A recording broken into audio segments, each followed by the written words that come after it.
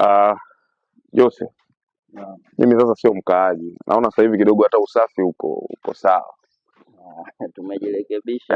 Naona kila kitu kiko sawa. Sasa mimi hata sio mkaaji. Huyu bwana kama kawaida najua atakuwa ameenda kwenye shughuli zake ambazo hazieleweki kila siku. Wewe kila siku tunawasiliana na imani hii inatosha. Si ndio? Na uko sawa. Siku nyingine ipo, naelewa. Sasa nilichokuwa nakiwaza ni kwamba unajua huyu ni ndugu yetu. Mimi siwezi kusema kwamba naweza nikamtupa pamoja na kazi zangu zote ninazofanya. Mimi nimeona wazo moja. Mimi hapa nilikuwa nataka niache laki hizi kwa ajili ya kwamba huyu tuone hizi laki mbili akiweza tu kujifunza naweza nikampa mtaji mkubwa.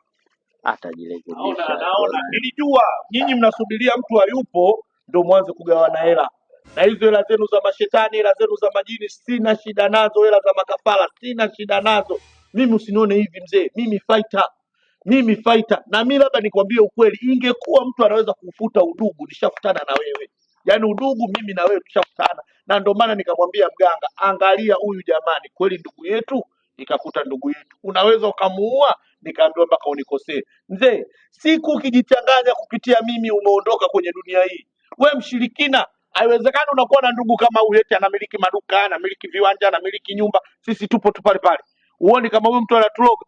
Wewe damu yangu, wewe hapo damu yangu, mingie tena.